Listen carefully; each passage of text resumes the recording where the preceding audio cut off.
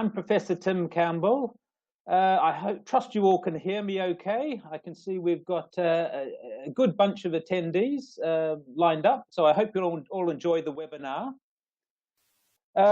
Please do let me know. The easiest way is the chat on the left there, if you can hear me or if everything's okay. And I'll get started. What I want to do is spend not more than about 15 minutes with the presentation, where I just want to go through the DBA with you, a little bit about Northampton and the university. Then after that, after only about 15 minutes, I'm going to open it up to questions, and I think and try and answer any queries you might have about the program. So let's get started, and welcome to you all. So my role on this DBA program is I'm a visiting professor of international management at the University of Northampton, and I'm also going to be the local program leader for the DBA itself. So you will all see me at the workshops, and you'll see me at the first workshop in April, not far from now.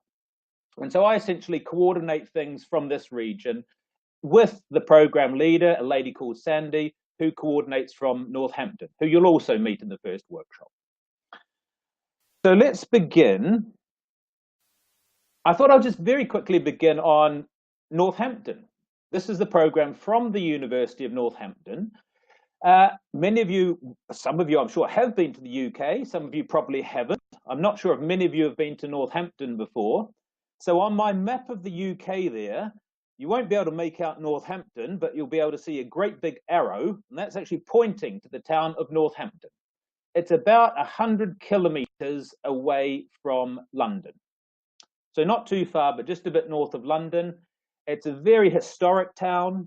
It's had settlements there for more than 5,000 years. And if you read English history very much, you'll see Northampton appears an awful lot over the years. So it's a very old historic town. Moving on from Northampton to the university itself, the university campus is, of course, in Northampton. It's actually just on the outskirts of the town. It's a large campus. It's got about 14 or 15,000 students. The business school has around about 4,000 students. So it's a very large university, and they're actually building an entirely new campus. A whole new campus right in the middle of the town. They're spending about $500 million on it, and they're looking to move there in 2018.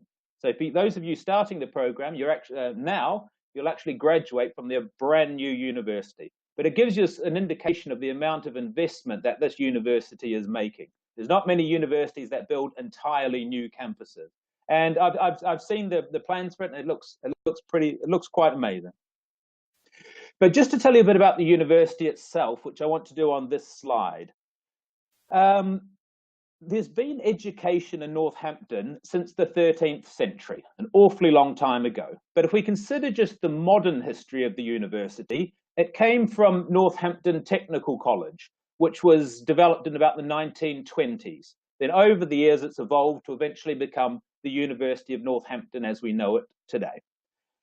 Some of the things that some of its achievements, it's been nominated for the Times Higher Education Outstanding Business School of the Year for the last 3 years in a row, which is quite an achievement because there's more than 120 business schools in the UK. Only 6 of them are nominated for this award, and they've managed it 3 years in a row. In that little bubble just on the right there, it's also been England's #1 university for employability. Now, what that is simply a measure of how many graduates get jobs afterwards. And very recently, it's been the top university in the country for that. And that's important. There's something important behind that. Northampton has always very traditionally had a very close link with industry. And that's why its graduates have been very highly sought after. And in its programs as well, it very much emphasizes the practical aspects of business and management. It doesn't forget the theory, but it's more about how businesses actually improve and be successful. And that goes through to the DBA as well.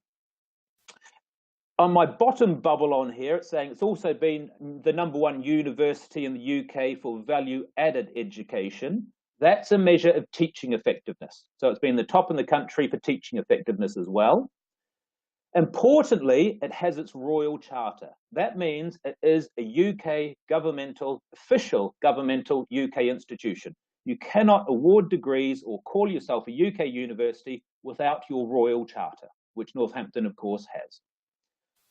And my last sort of thing I want to point out about the University of Northampton is it's globally recognized. It now runs programs in Northampton, in London, the UAE, of course, in Vietnam, in Hong Kong, in Singapore, in New Zealand, in Vietnam, all over the world. And that's important for you guys because you'll be joining a university that has alumni around the world and network around the world. And that means the name, wherever you are in the world, people know it. They say, I've heard of it. So you become part of a globally recognized institution. So that's the University of Northampton, very briefly. Now I would like to move on and let's talk about what we're really here for tonight. And that's talking about the Doctorate of Business Administration, or doctorates.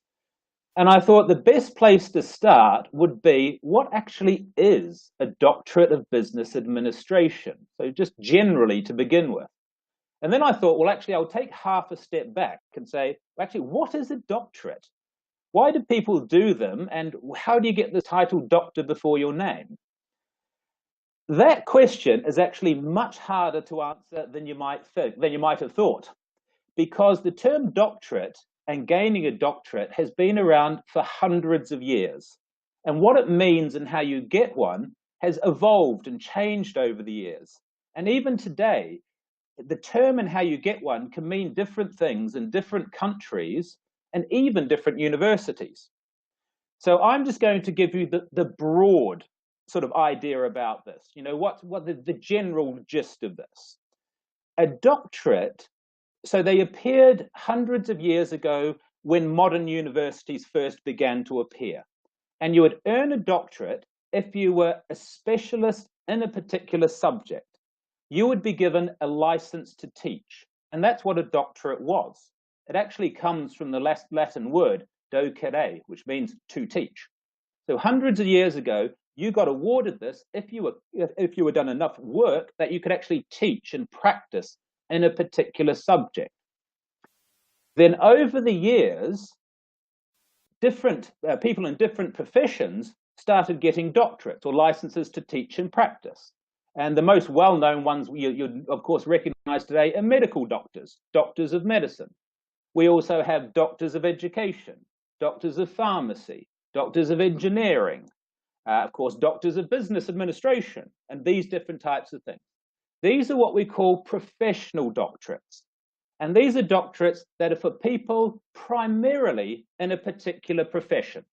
They don't spend their whole time engaged in scholarly research. They might do that, but they're predominantly in a profession. And then as doctorate evolved over the years, there was sort of another half of doctorates that were involved in scholarly research and building of theory. And these types of things we call research doctorates. And the most well-known of that is PhDs. I'm going to come back to this slide in a minute, but I just want to flick to the next one because it makes the difference between these two nice and clear. Now, I know there's a lot of text on this slide, so I'm going to read it out. These are just quotes from allbusinessschools.com.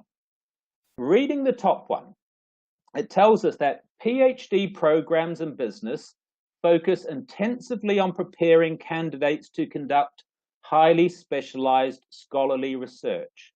They focus on the development of new theory in management, economics, and related fields. Most PhD in business administration graduates leads to careers as university researchers and professors or as senior researchers in business and government. So that's what they believe a PhD is. The next quote, Doctor of Business Administration, DBA programs focus on the application of theory rather than the development of new theory.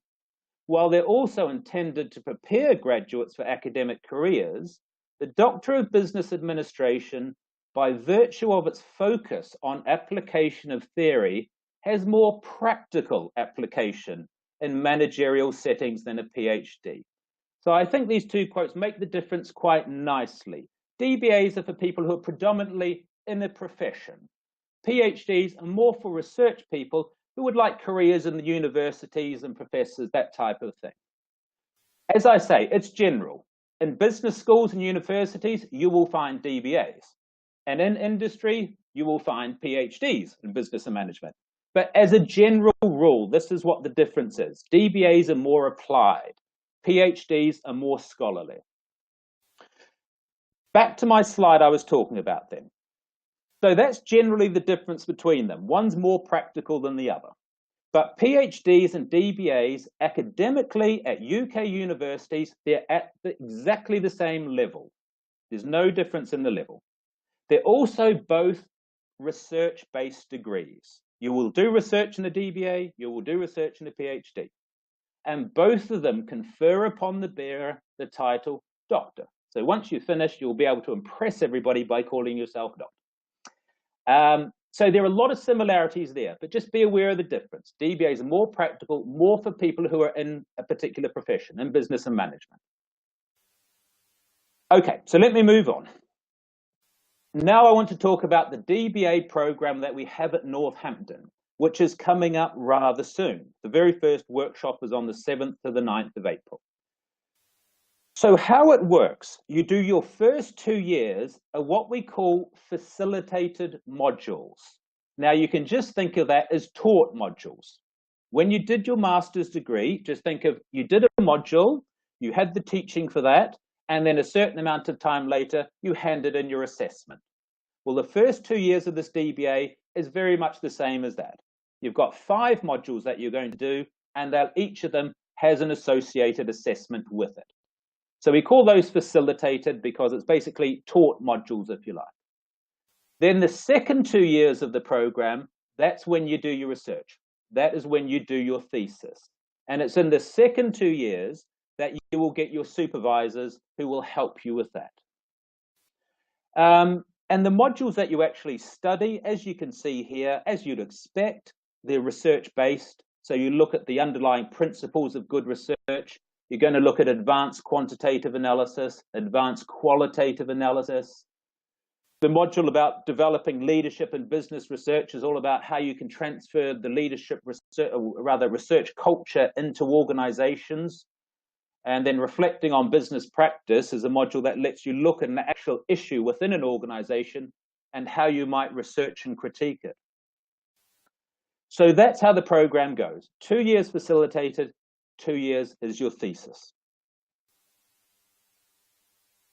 Assessment on the program. The modules themselves use a whole different range of assessments. There's essays, there's presentations, there's portfolios. You do a research proposal in the very first workshop. They use a range of different methods to actually assess this. And then in the second part, the research thesis, that's where you do your 40,000 word research thesis, of course, based on what you've learned over the first 2 years. By the way, all theses, and this is common to all doctoral programs, all theses are assessed by a viva voce examination. What that means is it's an oral defense of your thesis, where you'll be defending it against experts, another expert in the field, or usually, well, it will be actually 2 experts in the field. One will be internal from Northampton, one will be external from a different university. So the viva voce, you need to defend your thesis.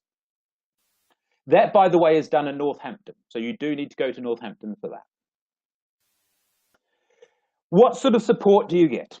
There is the International DBA Program Leader. That's the lady called Sandy, based at Northampton, who takes overall responsibility for this program. And as I say, you'll meet her at the very first workshop. You've then got the local DBA Program Leader who looks after you more locally. That's, of course, me. For the first 2 years, you have your module tutors who will be responsible for you throughout those modules and for the assessments. When you do your thesis, you have 2 research supervisors. One will be based on campus in Northampton, and the other one will be based here locally, somewhere in the GCC. Then in terms of administration, you have the Northampton administrators, you have the local administrators that also help at Stafford. And where do you find information? These are my next 2 points. There's something we call the Northampton Integrated Learning Environment. Every module, it's like a website. I'm sure you would have seen these before in doing your masters, but it's a website where basically in every module, we post lecture slides and articles and videos and anything we think useful all in one place on this site. And the online library, that is where you find all your information.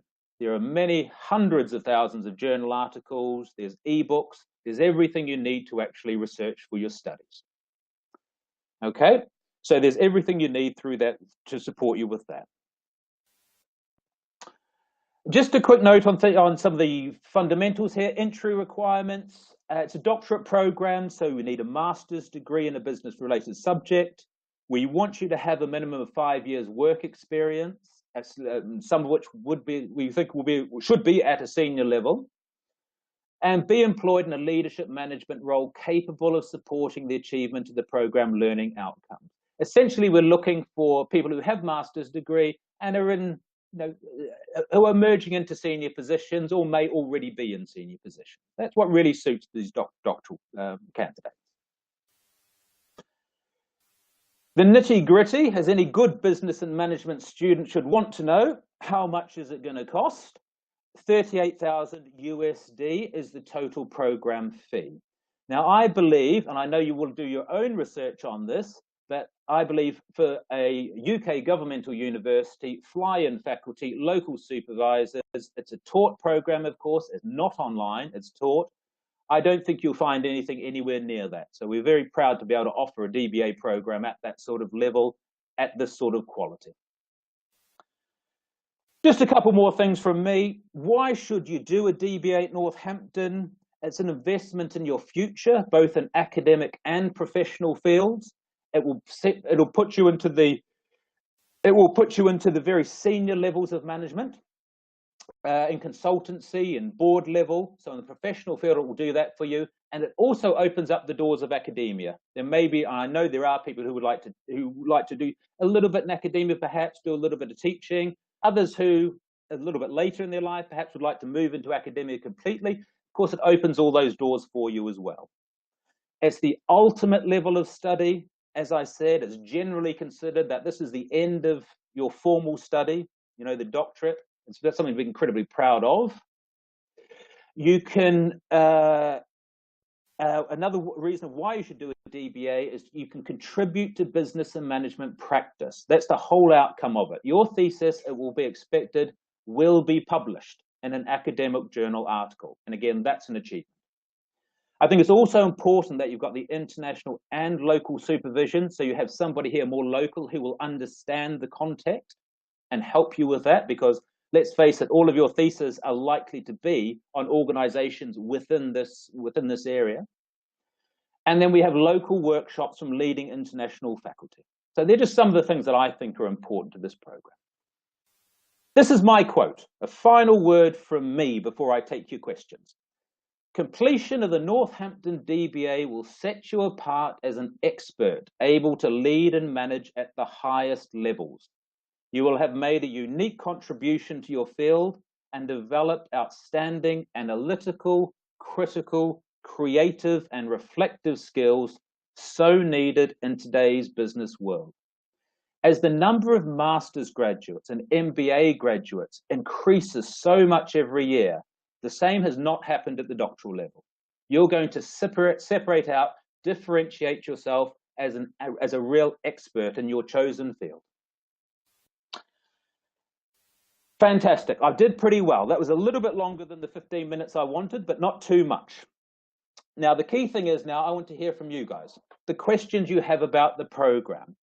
And I know when we've got a group of you, the easiest way to do it is if you use the chat box there on the left.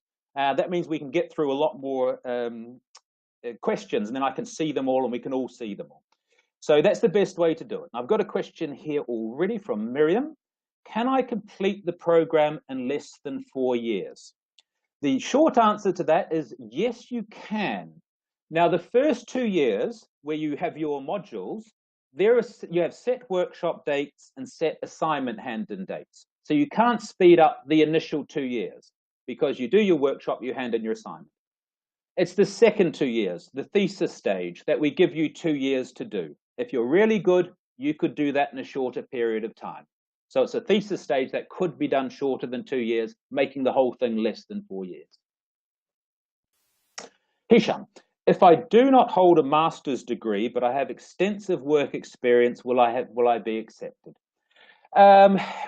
We do consider what we call prior experiential learning, which means somebody who has a lot of experience, they may be, that we think is at the same level as a master's, they may be awarded that. I would say normally we need a master's, but it's possible. So if you don't have, and you have lots of experience, the best way is to apply and have it assessed. Then at Northampton, the admissions people will look at it and they'll make a decision. You know, any sort of special cases. If you don't exactly meet the entry requirements, it doesn't hurt just to put an application in anyway and see what the admissions advisors say. They'll help you with that. Will I be able to meet my supervisor here in the UAE? Well, your local supervisor may well be here in the UAE. I supervise, for example, and I live here in the UAE, but they might be in another part of the Gulf. So they'll be somewhere locally, or they'll have knowledge of it. So it depends where your supervisor is. They certainly won't be far away.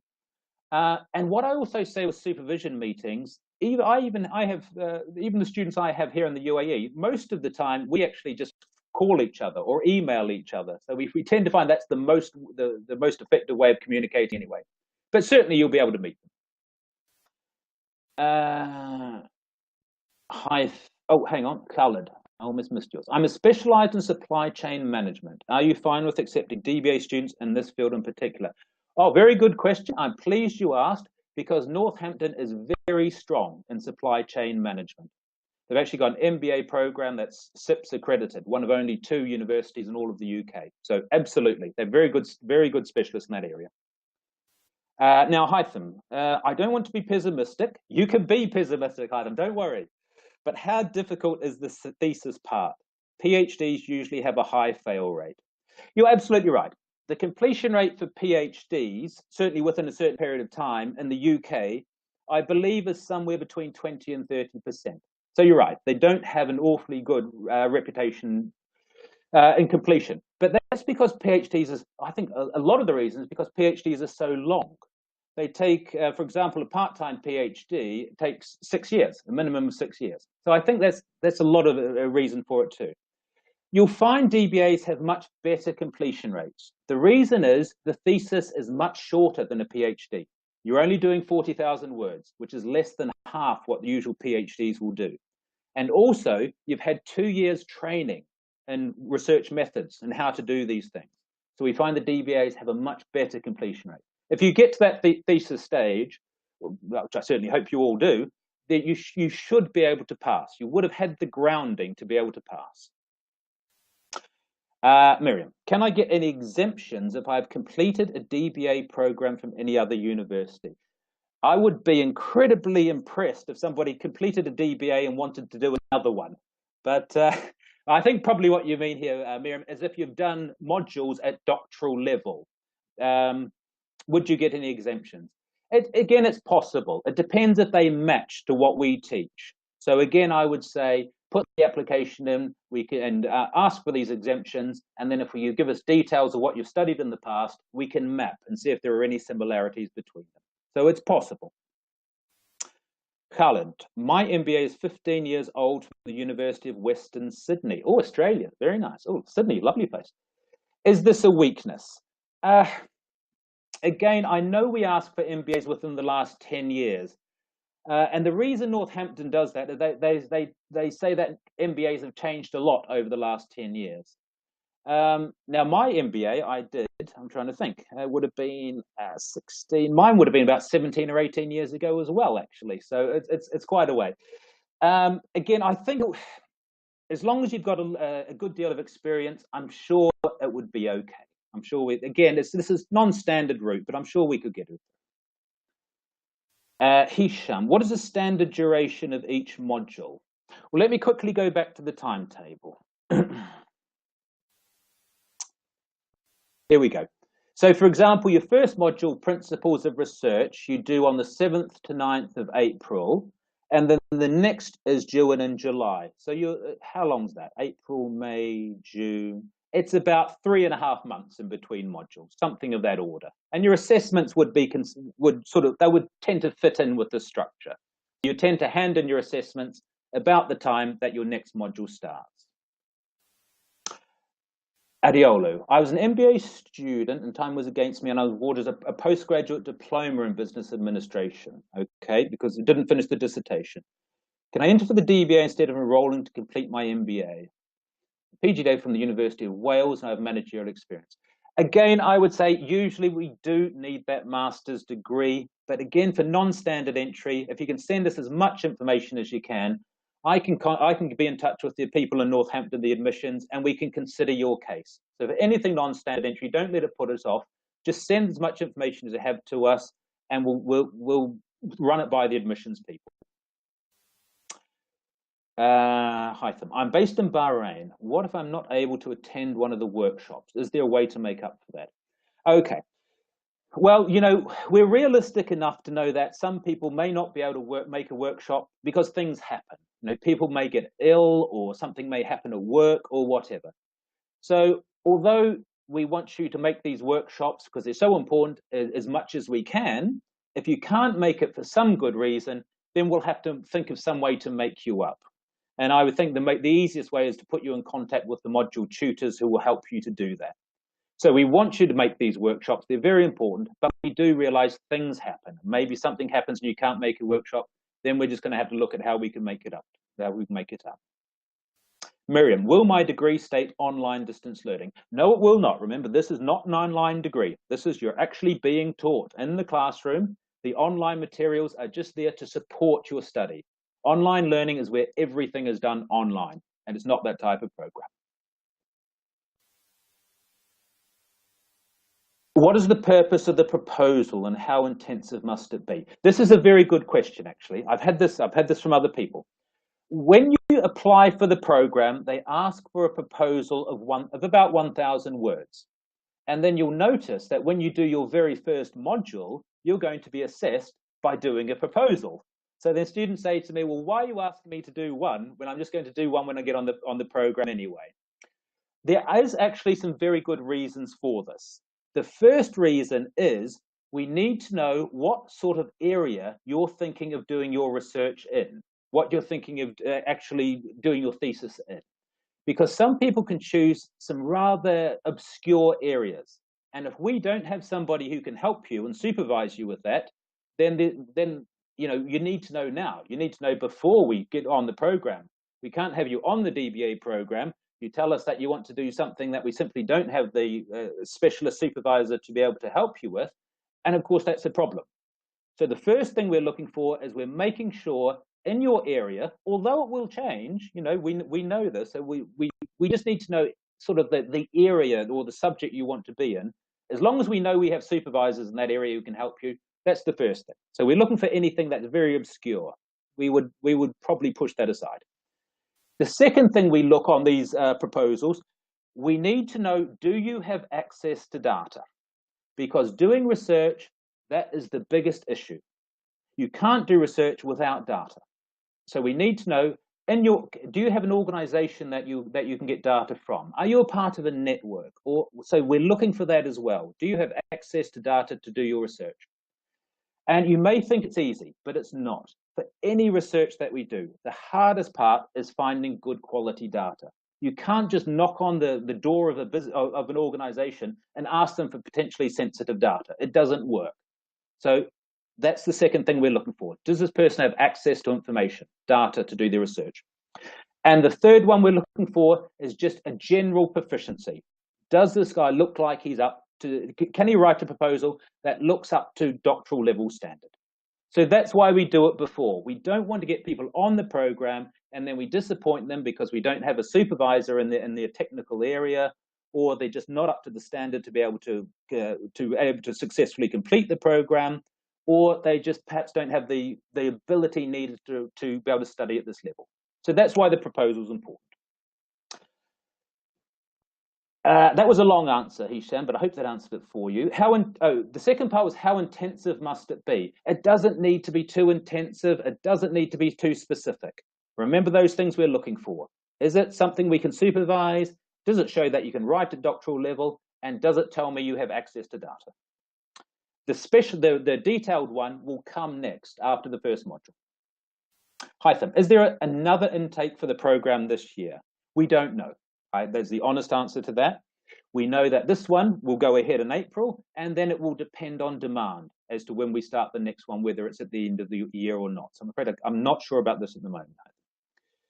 Emma, what is the rank of the Northampton University? Now, DBAs don't really have a rank, such as you find with MBAs. The Financial Times does a DBA rank, although that's a self-selecting ranking, where you actually, as a business school, you put yourself into these rankings rather than being one that's done on everybody. And the reason why DBAs don't really have these ranks is there's just far fewer of them, as there are MBA students or universities doing MBA programs. So when you're looking at the DBA program, the key things to look for, again, is it a UK governmental university? Is it QAA audited, which is the regulation body of the UK university? These are the sorts of things you need to look at. You won't really find specific DBA rankings. And if you look at the general another point on rankings, if you look at the whole university ranking, that's not particularly useful either, because then you're ranking the law school and the chemistry school and things that aren't relevant as well.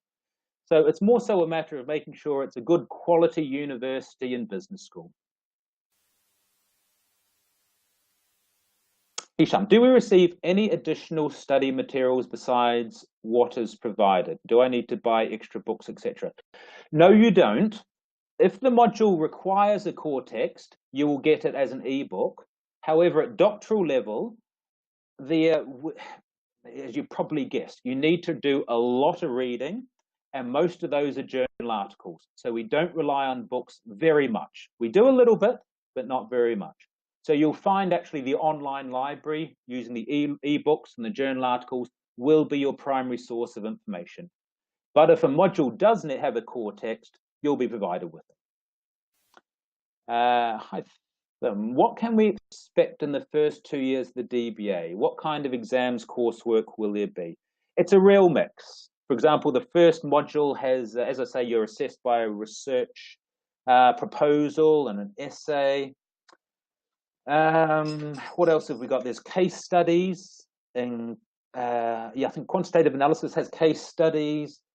There's a research report. There's a presentation for one of them. It's a mixture, a whole mixture of different ways that we assess. But during the workshops, you'll be given fully briefed on how that's going to be done. Adiolo, can DBA graduates be accepted in the universities as teachers? Yes, you can. As I said before, it depends very much on different universities, different countries as to how they view DBAs. But the DBA in its modern form grew in America, where they're the most common. So certainly there in the UK, these countries, absolutely you can. I have a number of colleagues when I was working at the University of Hull in the UK with DBA graduates. Khalid, regarding the recommendation letter, the dates are a few years old while some are new. Is this acceptable? Well, try and get new ones if you can, but I'm also aware that for some who have been out of education for a number of years and you're trying to get an academic reference, it's not always easy. So I always say, give us what you've got, and then if it's not good enough, then the admissions people, they'll come back to us and they'll tell us, and then we can go and find another one. So your best, but they might accept it first up. So just give what you've got. If it's not good enough, the admissions will come back and we'll ask you to find something newer. Wow, you do have a lot of questions. You've done well.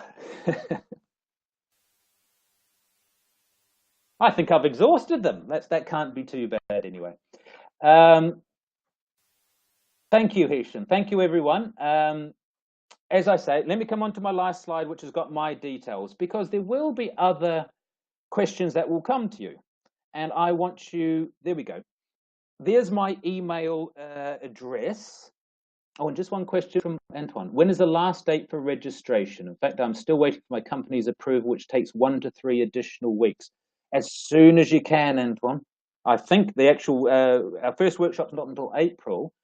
I think our application deadline is the end of next week, if I remember rightly. But in your case, make sure you communicate with your academic consultant, and we'll do our very best to stretch that a little bit, especially if you're waiting on documents. We can always send what we've got and say, well, the rest is coming. So please don't let that put you off applying. Yes, so for my contact details, as I say, things will come to you. And at doctoral level, you know, there's far more of a, you need far more of a, someone you can talk to, more of a personal service, if you like. You know, it's that type of level of program, and that's what we seek to achieve over the whole type of the program. So any questions come to you, anything about the program, anything academic, anything like that, just give me an email or give me a call on these numbers below. As soon as I finish the webinar, I'm going to send these lecture slides to you, and anything that you need to know, just let me know. Other than that, I really, really hope I'm going to see you guys in April at the very first workshop, face to face. I know it's a big step for you, the doctorate study, but the journey is completely worth it in the end. It's a real investment. I really believe that. Anyway, thank you all very much. Any questions, just let me know. Otherwise, bye for now.